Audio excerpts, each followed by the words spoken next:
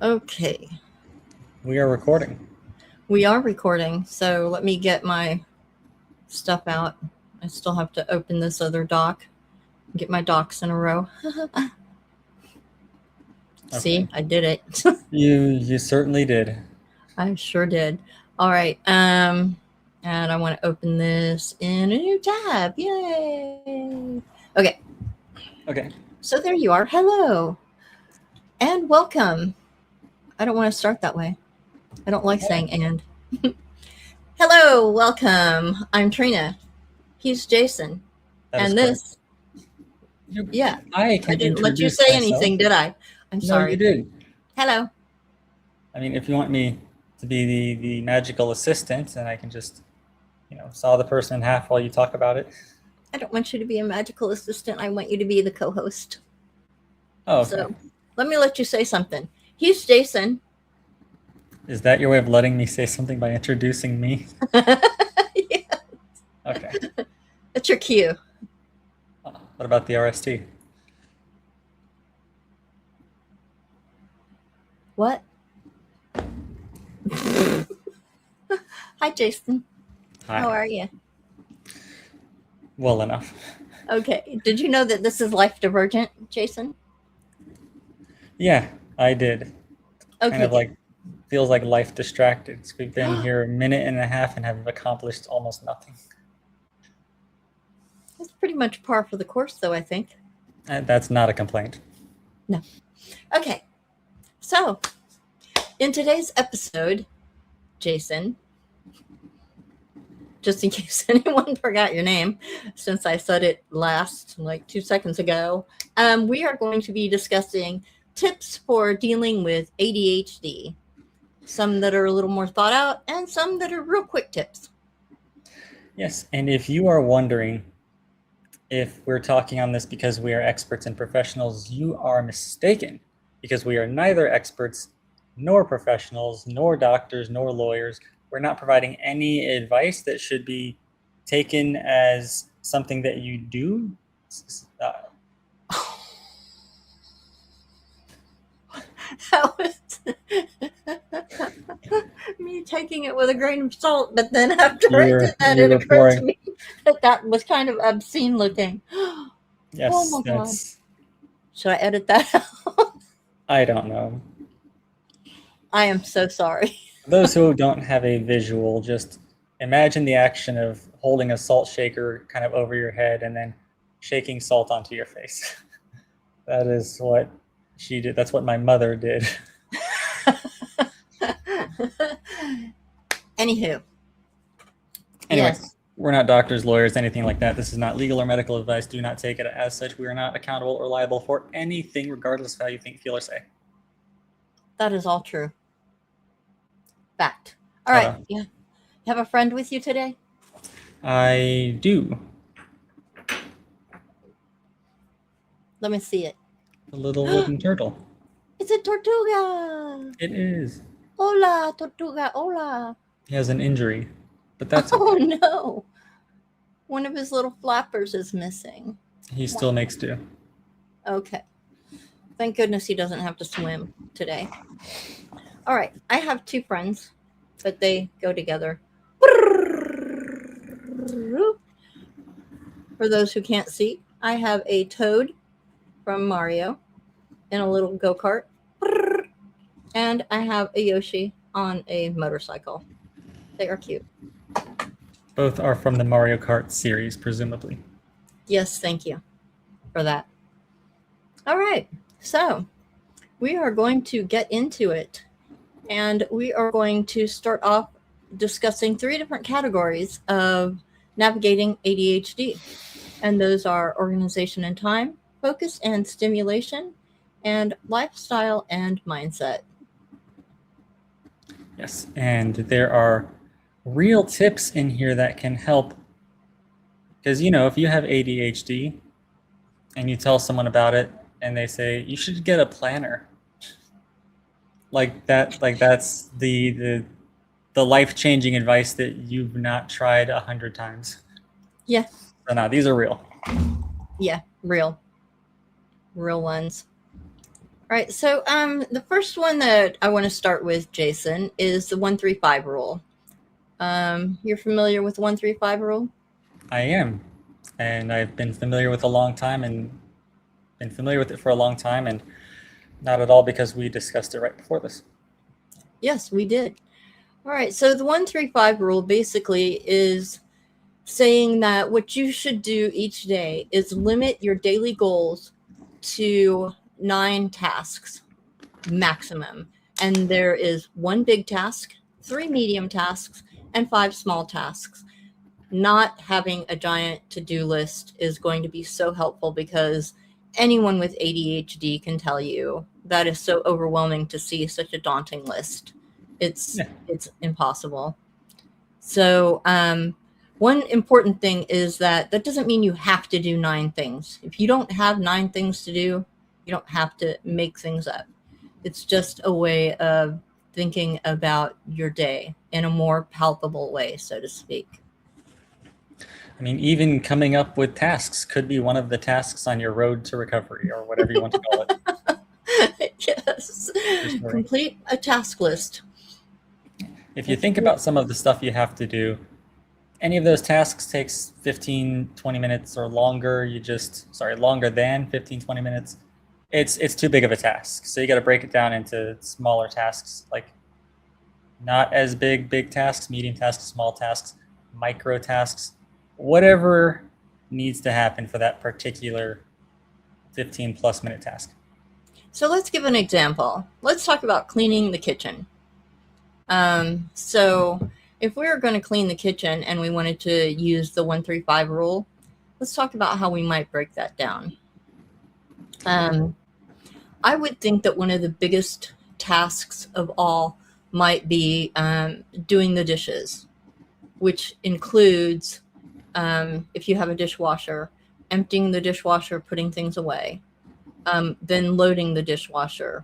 And then if you happen to wash anything by hand, like your pots and pans, washing those. So that can be a lot, but it could be your big task. But one important thing to remember about your big task is that you can break that down, which is number 2 on our list. We'll just throw it in here, that if a task takes longer, as Jason was saying, longer than 15 to 20 minutes, break it down into smaller tasks, and kind of reward yourself for each little step that you complete. As I just said, you can do the part where you unload the dishwasher. And even if you don't put things away as you go and you just set them up on the counter in nice little piles according to where they go, all right, do that. And then give yourself a little break, a little grace in between. And then put the things away. And then do each step like that. Okay? And then eventually your dishes will be done. Yes. Now, part of the struggles that I've had with the whole dish process is things are in the dishwasher, stuff stays in the sink, and you're like, "Now, I'll get to the stuff in the dishwasher. I'll put it away." And then it doesn't happen, and it doesn't happen. Then all of a sudden, you have so much work in that whole process, and then you're like, I'll just clean the stuff that I need. I'll get to the rest later, and then it's there for 12 years. Or yeah. What does help me as well is when I start the dishwasher in the first place, I don't know how long it actually takes, but I set a thing on my phone, an alarm, like an hour. And if it stops, I'm not going to be able to tell. I'm way too distracted by something else. But then when my phone alarm goes off, it's like, okay, the timer is what tells me what to do. So I stop when it tells me to stop, and then I go take those out. So next time I'm going to need to load stuff in the dishwasher, it's already done because I set that timer. Right. So as far as your medium tasks, that could be something like what? Sweeping the floor, and then mopping the floor. Depending on how big your kitchen floor is, that could take 10 minutes each task. But again, break it down into those 2 tasks. Don't think I have to sweep and mop. Just think I have to sweep. Yeah. And then Go ahead. sweeping is daunting, then I think people with the OCD mind already do this, but you can think about the kitchen floor in segments, and you can just sweep one segment at a time and then compile the piles and then get it all together. So like, oh my gosh, it's this large floor. Like, nah, let me just do this section. This is one square I can do. This is one triangle I can do. And then you'll have those small tasks. Right. And then the same with mopping.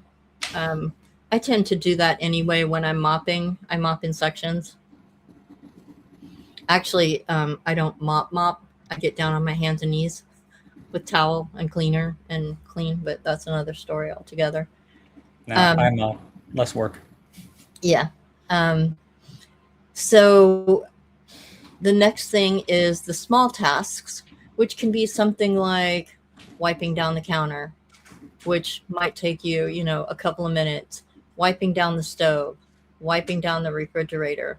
And sometimes, depending on the state of your kitchen, if you take some of those smaller tasks and do them first, like you can wipe down your fridge before you get started on your dishes, that's one thing you can tick off your list. You've done it. It's a small victory. It's a win. It's a dopamine rush, potentially, that, hey, I just did something that was on my list. So sometimes it's good to intermingle your small, medium, and large tasks. Yeah. Break up the monotony of doing only smalls. Right. And something else that can really help if you live with someone, or there's an app for this. I'll tell you about the app in just a minute. But you can body double. Sometimes what I do is I'll go get my daughter if I have something that seems sort of daunting that I need to do, like the dishes, for example, because we don't have a dishwasher, so I have to wash dishes by hand. I'll go get her and ask her, she'll come body double me. And basically all I'm doing is asking her to come and be in the same area as me. She can be drawing, doing her art. She can be doing anything else. It doesn't matter. But I just need her there. We do communicate and talk to each other from time to time, because then I'm less focused on doing the dishes and more focused on the conversations that we're having. And so I don't really realize that I'm doing the dishes. And I find that extremely helpful. And there are tons and tons of people that find body doubling extremely helpful. That segues nicely into distracting your mind, actually. Yes, actually it does. All right. So part of completing a bunch of tasks is it's not really fun, and it's so easy for any other fun thing in the world to make you want to just do that. And so you want to distract your mind. The part of your mind that would normally get distracted, just distract it with something like light conversation while you're moving about, or kind of low-level music, instrumental music specifically, because you're playing a song with lyrics. You might try to sing along to it, focus on that, get distracted by it. This has to be like mildly, minimally distracting, not a focus. Yeah, I know. Sometimes what I'll do is I'll pull a podcast up on my phone, or on YouTube or whatever, and I'll put my phone in the window and I'll have it on, because something like a podcast, even though there might be visuals. Hello, kitty. This is Boop again. Hello, Boop. Boop's butt. But for those who didn't see, who don't have the visual, that was my black cat, Boop. Anyway, you can prop your phone up and listen to a podcast while you're doing the dishes. I find that extremely helpful. So yeah, and real quick, the body doubling app, I want to circle back to that real quick, is called Dubby. It's Duubbii. This isn't sponsored or anything like that, but they have sessions all day long. It's by ADHD Love. They're out of the UK, and they have this app, and a lot of people find it extremely rewarding. I think it's like $5 a month or something like that. Don't quote me on that.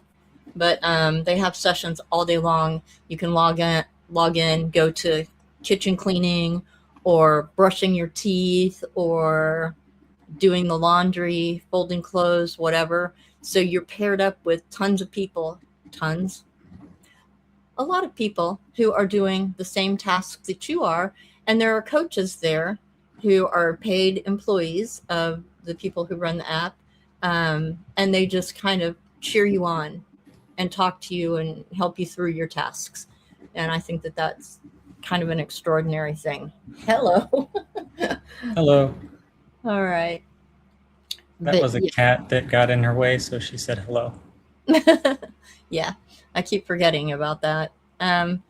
Another thing is fidgeting. Like when I'm sitting here, a lot of the times I don't have it out yet, but I know that I will eventually, is I have my little dude, my little fidget dude. So if there are things that you're doing where you can use your hands to fidget, or at least one hand, like if you're working on emails or something like that, for example, while you're thinking, you can use your little fidget toys to help distract you in a good way. But then you could also limit your distractions. And these are the non purposeful distractions. So you might want to silence your phone, for example, or put your phone in another room while you're working, while you're doing something, just so you don't pick it up and doom scroll.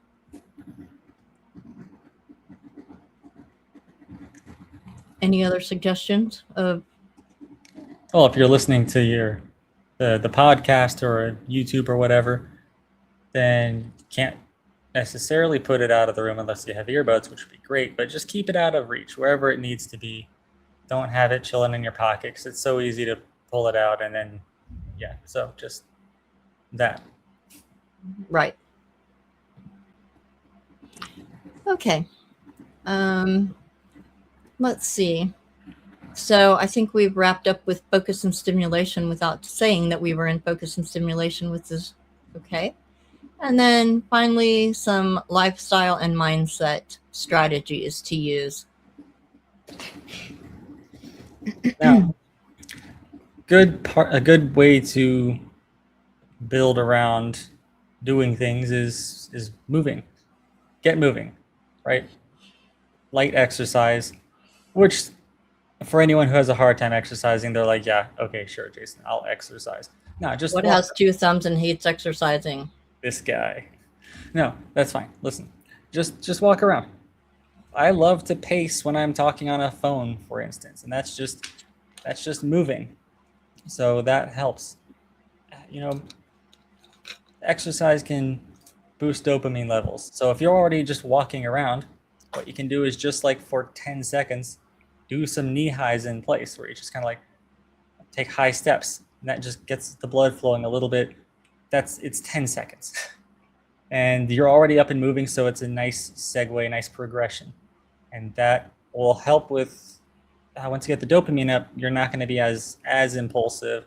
The executive function is going to be a bit easier because you're going to have just a little more confidence to push decisions in directions. Now, this is not going to change your life forever, but all of these little steps together are huge. Another thing that you can do to get moving is, if you're listening to music anyway, if you get up to go to the restroom, for example, and there's a song on that you really like, stop and dance that song out. That can get the adrenaline flowing, can get your dopamine going, and it can help to give you the push you need to get back to what it was that you were doing before you went to the restroom. Yeah, you can just electric slide your way over there. It's electric. Sorry. Yeah. So another thing that's really, really, really important, and I know ADHDers struggle with this, prioritizing sleep. I struggle with sleep. Jason struggles with sleep, but I think that he's come up with some pretty good strategies for dealing with that. You want to fill us in? Sure. I have an alarm on my phone every day, 10:30. It says take melatonin now. So once the alarm goes off, and if I have to go from my desk to the bathroom to get melatonin, probably not going to happen. So I just keep it on my desk right next to me. So when the alarm goes off, I can just take it. And then I'll start to feel, it can sometimes take an hour, but I also use that opportunity to stop what I'm doing, maybe 5 minutes to wrap up, because that's hard to do. It really is hard to do. But I also know that I work in the morning and I work like garbage when I'm tired, and work sucks and I don't do well. So whatever I want to stay up and do will be there the next day. And I'll be better at it actually because I got a decent amount of sleep. So then I'm in bed more recently by 11:30. And there are people in the world who are like, oh my God, that's so late, because they go to bed at 9 because they wake up at 4 in the morning to go running for 5 miles because their life is miserable. Hold on, I can't really say that. But I have no idea why that's a good idea for them, because it doesn't work for me. But the thing that I just described about getting to bed by 11:30, that's great for me, because I wake up at 6:30, and that's 7 hours of sleep right there, because you went between 7 and 9, and I'm happy. Yeah. I struggle with sleep so much. Sorry, I just want to, what I just said, that whole description is a long way of saying I set an alarm. Yeah, you do that. That's really But you also use melatonin. Again, not doctors, not giving advice, but for some people, melatonin works. Some people say melatonin doesn't. But if that doesn't work for you, that doesn't mean this whole plan that works for me won't work for you. Right. Don't do the melatonin part of it. Just start your wind down process. Stop looking at screens. The blue light kind of keeps your mind awake. Yes, that gets us into the final lifestyle and mindset thing, which is practice mindfulness. Meditation helps you observe the symptoms objectively and gives your brain a chance to rest and reset. But what I do that I have found helpful, not always successful, but at least it moves me in the right direction, is I'll give you an example. Like, I won't have my phone, I won't be doom scrolling, but I have to have something on, like a TV. And I'll put on either a podcast that I've heard a million times, or I'll watch a show that I've binged 500 times. Of course, I'm exaggerating, but in some cases, maybe not. But something that I'm familiar with, because I have to have the noise to distract me, but not so much that it gains my interest, because it's something I'm very familiar with.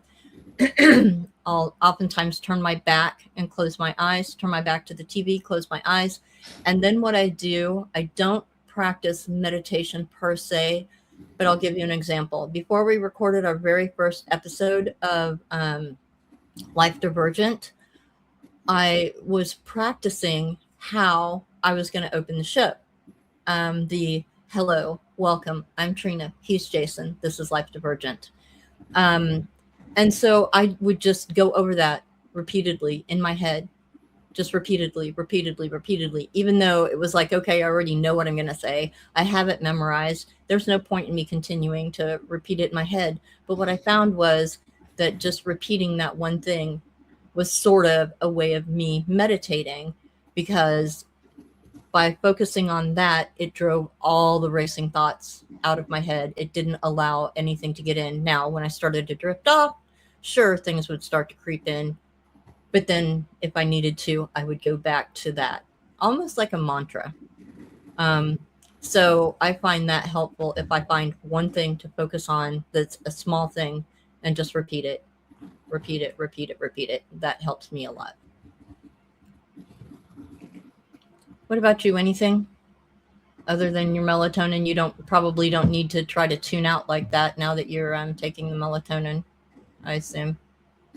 I need to make sure to stop being on my phone, because melatonin will make me tired and a little groggy. But if I'm interested in what I'm doing, I will just by default power through it. Yeah. So the discipline's got to be there. It's like, all right, took the melatonin, got ready for bed, set my phone away from me. It's still within like arm's reach because my alarm's on it. One of my alarms is on it, but I just have to make sure to put it down and lie down, even if I don't think I'll be able to fall asleep right away. If I'm not watching something distracting, I find that after the melatonin, I'll drift off fairly quickly. All right. Well, in wrapping up today, what we're going to do is just throw out some quick tips. I mean, those were a little more involved, but we're just going to throw out some quick tips that some people, I included in that, find some of these tips to be extremely helpful. And they're quick tips. They're not like things that you really need to give a whole lot of thought to.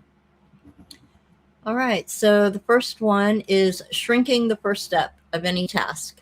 If you get up in the morning and you're like, okay, I have a report that I need to finish today, instead of thinking I have to finish a report, think to yourself, I'm going to open that document. That way, once you open that document, you may find that you naturally get interested in your report again and you start working on it again, just because you have it open. So aim for open the doc, not finish the report, because opening a document isn't really daunting. So you're kind of tricking your mind a little bit into the small things. And then what's up? Go ahead. Go ahead. Okay. Another tip is if you got a hard task or something that seems daunting, or you broke it down, it still seems like a lot, work next to someone in person, maybe a silent video call, because that presence holds your focus, and in a way it might be an accountability partner. That's a tip you can try. Right. And then putting your brain on the wall. Have a whiteboard. Huh? Figuratively. Yes, figuratively. Don't do that on purpose. Literally. Yeah. So you can have whiteboards around. You can use sticky notes, have a visible list that you carry. For example, in your phone, you might have a notes app or something like that, so that you have something that works when your working memory can't. So it's just something quick and easy that you can see. And sometimes those little reminders can help. Next one is going to be get a timer, use a timer. If you have some things that you're going to work on, you need mini breaks in between. So have 5 minutes where you're just doing your own thing, kind of mobile, walking about, stretching, something to pull your mind away from what it was, then 25 minutes on. And then just rinse and repeat. Get alarms set if you know you have a project to work on. Every 25, you stop. Take your 5, have your fun, get back to it, etc. Right. And then you can pair dread with delight. And what this means is when you know that you have to do something that's boring or whatever, play some music, have some snacks, protein, have some snacks, use fancy pens. If you know you need to write something, you need to take notes, you need to write in your journal, or you need to make a to-do list. If you're making your to-do list, use fun pens. That can make the task less daunting. As I've said before, I seem to like that word today. Whoops. Anyway, it can just make it more fun, less boring is what I meant to say. Well, let's move on to moving. Move first, then think. I just mentioned 25 minutes on, 5 minutes off. But 5 minutes of walking, dancing, stairs, like walking upstairs, not just staring.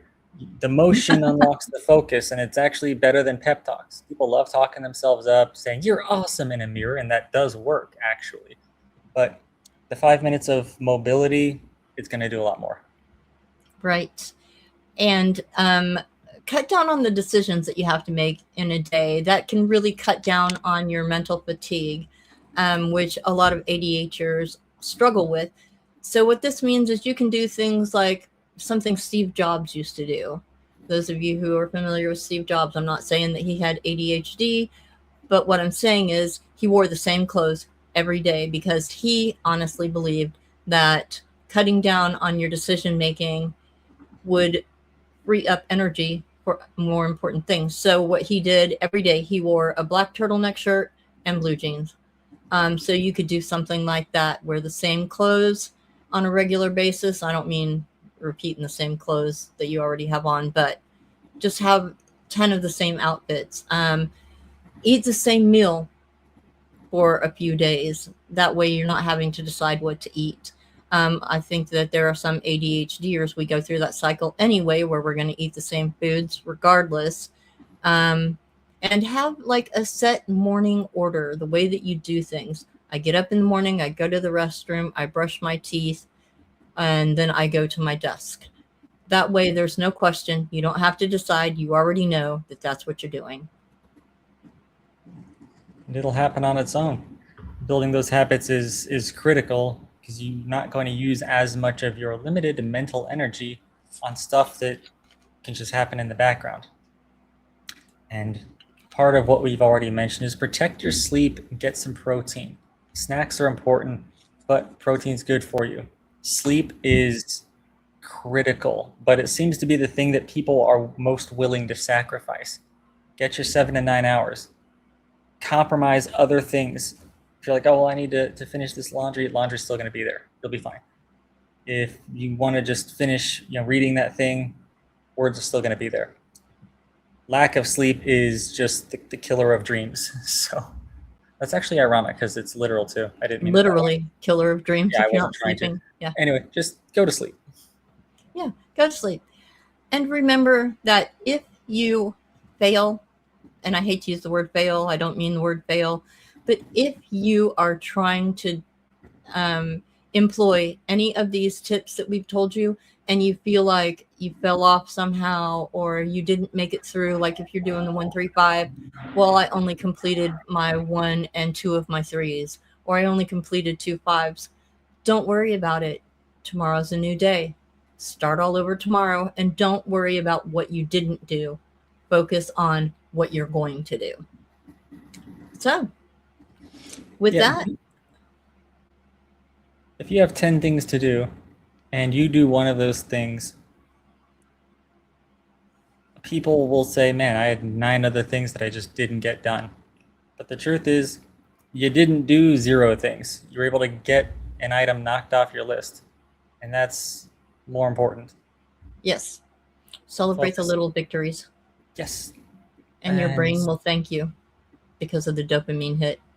And if you're over there like, oh, like it's just that easy. No, it's not just that easy. But no. Just then watch these podcasts over and over again and help build those habits of that positive self-talk right here on A Life Divergence. That's the best thing. If we can provide any advice, it would be just to watch, listen, be a part of this.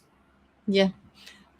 So I guess with that being said, our next episode that we record is going to be us discussing ADHD strengths. The good things about having ADHD. I'm not going to insult anyone by saying superpowers. I'm just going to say that we have some strengths that we can lean into, and that is what we will be discussing on our next episode.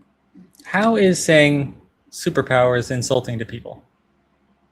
Because some people are offended by it. I just repeated what you said.